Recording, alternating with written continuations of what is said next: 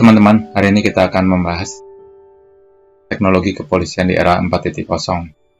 Setelah beberapa waktu kita banyak berdiskusi tentang bagaimana menggunakan data dan informasi, hari ini kita coba mengupas ya dari sisi teknologi. Nah, tentu ini berkaitan juga dengan apa yang sudah kita pernah diskusikan atau kita pernah pelajarin mengenai data dan informasi.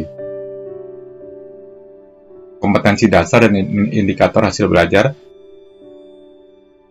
Kompetensi dasarnya menganalisis konsep perkembangan revolusi industri era 4.0. Indikator hasil belajarnya menjelaskan pengertian revolusi industri 4.0, menjelaskan karakteristik industri 4.0, menjelaskan karakteristik masyarakat dengan adanya industri 4.0, menjelaskan shifting masyarakat akibat industri 4.0, mengaitkan hubungan industri 4.0 dan peran Polri. Sebelum kita lebih lanjut, kita juga coba melihat dari atas ya mengenai apa itu yang dimaksud dengan revolusi teknologi. Evolusi teknologi tentu dipengaruhi oleh revolusi industri yang akan kita nanti kupas satu persatu mulai 1.0, 2.0, 3.0 hingga 4.0. Kata kuncinya adalah 1.0 adalah terjadi mekanisasi. Sedangkan pada 2.0 kuncinya adalah elektrifikasi, 3.0 adalah otomatisasi dan globalisasi, 4.0 terjadi digitalisasi. Mungkin itu poin-poin penting dari sisi sudut pandang global sehingga kita bisa memahami nanti ketika kita melihat sebuah persoalan berkaitan dengan revolusi industri. Juga termasuk ketika revolusi industri dikaitkan dengan teknologi.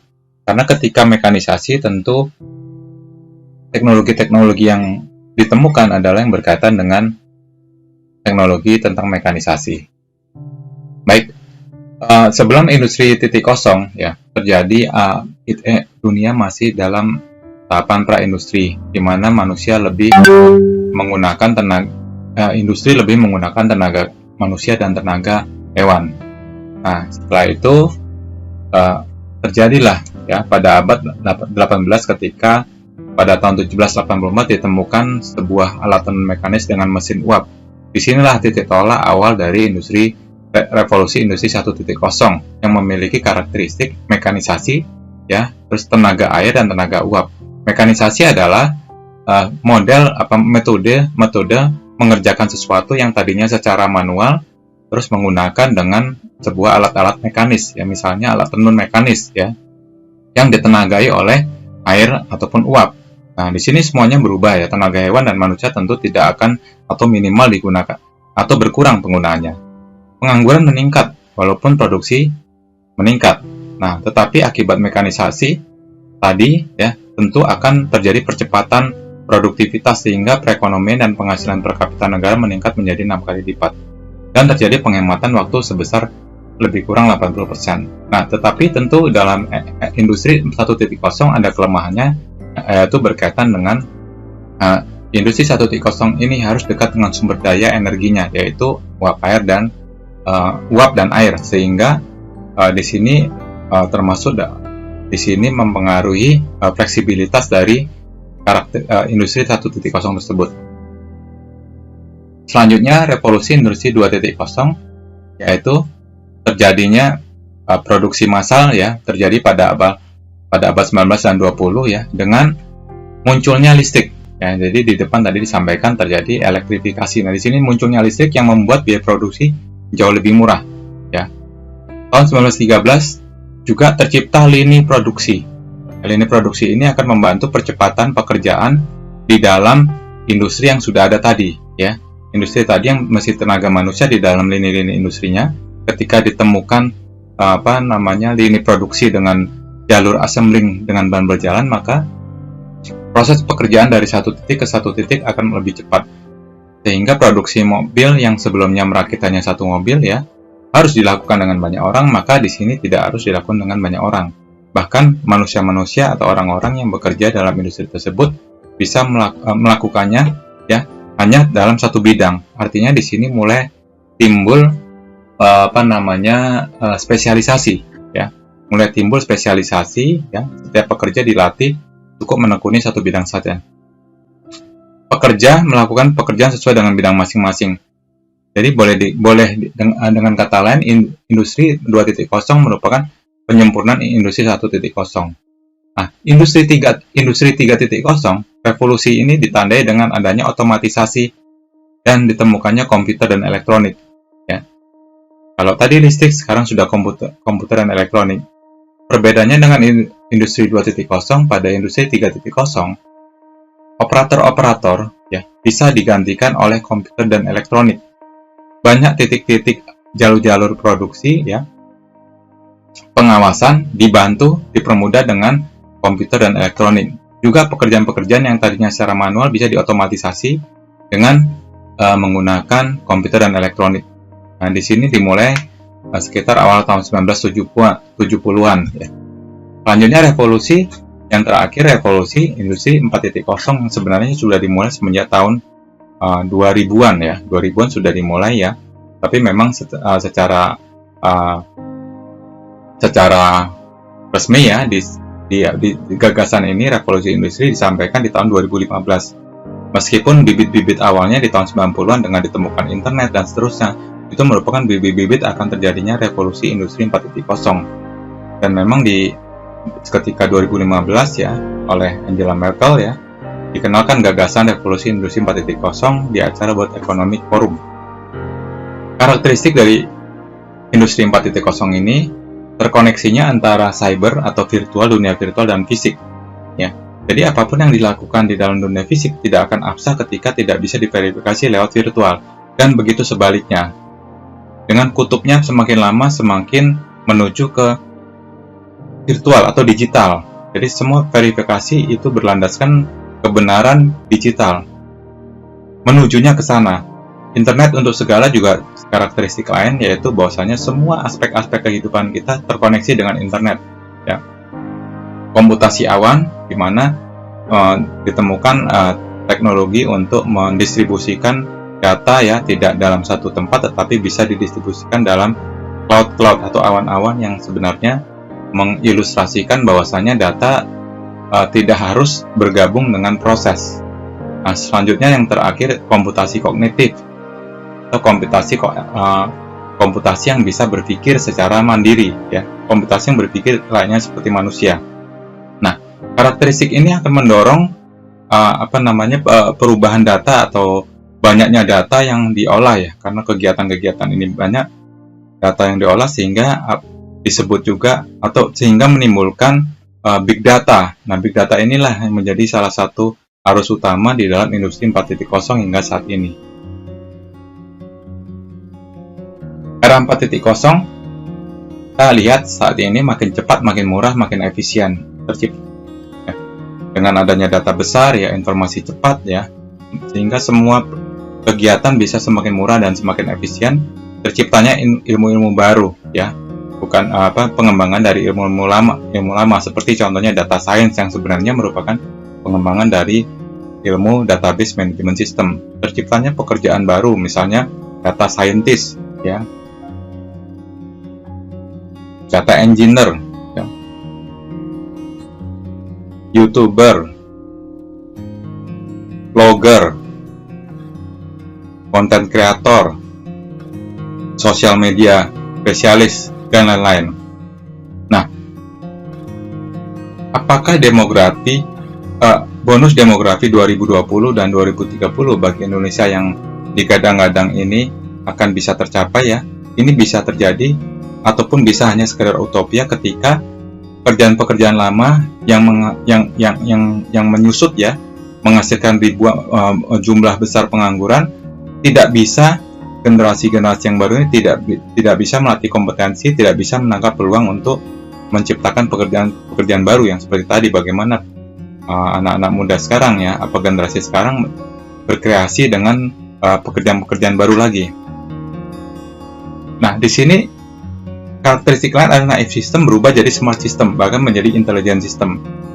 Dari sini terlihat bahwasanya pekerjaan-pekerjaan yang sifatnya repetitif itu akan musnah, sehingga untuk yang generasi untuk kondisi era 4.0 hanya pekerjaan-pekerjaan kreatif lah yang mendapat survive. Selain itu juga hadirnya mobil computing dengan karakteristik 4.0 yang menimbulkan industri tipe 4.0.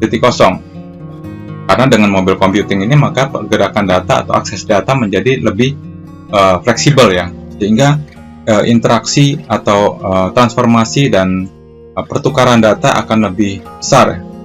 Kita perhatikan paradoks Uber, Gojek, Airbnb, fintech, Bitcoin, dan akan terus ada kejutan-kejutan baru yang nanti kita akan temukan di masa sekarang dan masa depan ya. Dan ilmu mengenai big data ini bahkan setiap bulan update ya, karena cepatnya perkembangan atau besarnya data-data yang diolah di dalam industri 4.0 ini sendiri. Profesi dan isu yang muncul untuk mendukung kebutuhan industri 4.0 antara lain AI engineer, big data architect, data analytics, data science, database, machine learning engineer, user experience, user interface, BI consultant, full stack developer, data analysis, data engineer, data scientist, insight, dan seterusnya. Banyak. Ini semua untuk mengakomodir kebutuhan kegiatan-kegiatan yang dihasilkan oleh industri 4.0. Di sini ada Internet of Things, simulation, cyber security, system integration, cloud computing, 3D, big data, augmented robot. Ini semua sering berintegrasi dan semakin masif kegiatan yang berkaitan dengan pengolahan big data ini. Ya. Naive system to smart system. Ya, smart system di mana naive system sekedar sistem informasi kepegawaian itu sudah tidak cukup ya. Sekarang perlu didukung menjadi berubah menjadi sistem informasi prediksi. Nah, ini berbeda dengan sistem yang lama yang sekedar untuk mencatat atau menginformasikan. Yang smart system bisa memprediksi, bahkan lebih lanjut lagi, tidak sekedar hanya memprediksi tapi juga bisa melihat pola-pola yang akan terjadi ya. Dengan pola-pola itu bisa melihat apa yang akan terjadi ya di masa depan ya, dalam satuan ukuran waktu tertentu. Misalnya kita ingin melihat kondisi kepegawaian pegawai di suatu perusahaan atau kebutuhan akan industri ini 1 bulan ke depan, 2 bulan ke depan, 3 bulan ke depan, karena masing-masing kebutuhan akan berbeda. Nah, dengan melihat pola-pola ini dengan smart system ini, maka pola-pola ini akan lebih akurat ya, karena smart system menggunakan data yang cukup besar ya. Bahkan dengan smart system, data tidak hanya diolah secara eksak tapi bisa juga dengan pendekatan heuristik ya. Beberapa industri fintech ya yang semakin masif ya saat ini, banyak bank-bank konvensional berubah jadi bank digital untuk menyaingi fintech ya.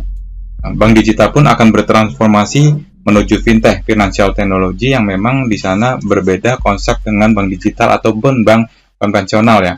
Ketika bank konvensional membutuhkan kantor cabang, bank digital banyak layanan digital tetapi masih ada kantor cabang fisik, sedangkan fintech ini hampir 100% tidak menggunakan fasilitas fisik, bahkan manusia pun nyaris dalam tanda kutip sangat minim ya, karena hampir semuanya dikerjakan oleh algoritma cerdas. Nah, ini akan persaingan semakin ketat ketika raksasa teknologi masuk fintech ya.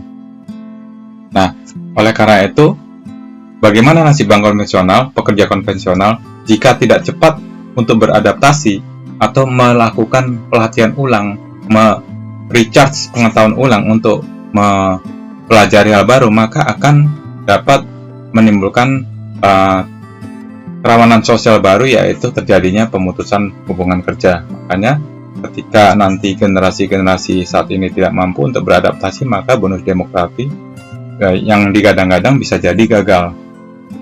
Ini beberapa raksasa teknologi dengan apps fintechnya ya, Amazon, Facebook, Flex, dan seterusnya. Nah, prinsipnya dari paparan di atas terlihat bahwasanya saat ini di 4.0 ini terjadi shifting dan disrupsi ya, terjadi perubahan dan bahkan percepatan ya, jumlah data yang dihasilkan sosmed dan web ya.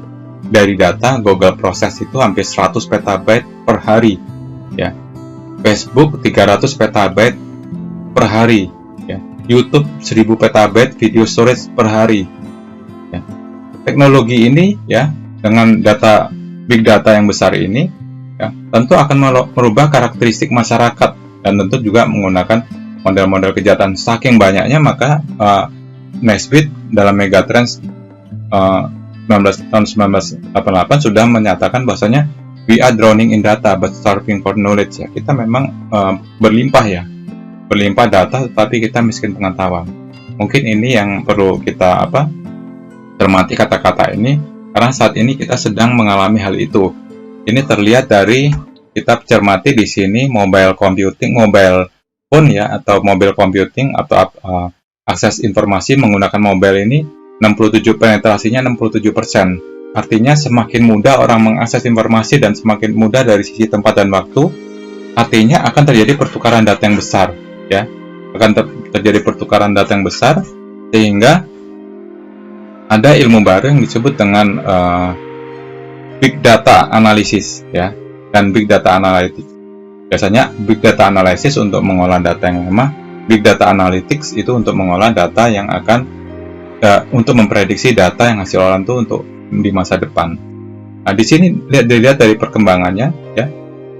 Internet, penggunaan internet 59%, penetrasi sosial media, pengguna sosial media 49%. Dengan aktivitas yang sedemikian besar, maka bukan tidak mungkin kata-kata John Nesbitt tadi memang benar-benar terjadi saat ini. Karena banyaknya informasi sehingga kita tidak punya pengetahuan. Oleh karena itu lahirlah sistem cerdas yang mampu mengolah informasi tersebut menjadi sebuah pengetahuan. Information untuk kita simpulkan saat ini dari data to knowledge, ya. Jadi terjadi from information to pattern, ya. From naive to smart, from conventional to smart system. Baik, ya, teman-teman. Sementara, ya, pertemuan kita ada kata bijak di sini. Pendidikan mempunyai akar yang pahit, tapi buahnya manis. Aristoteles. Terima kasih. Semoga bermanfaat.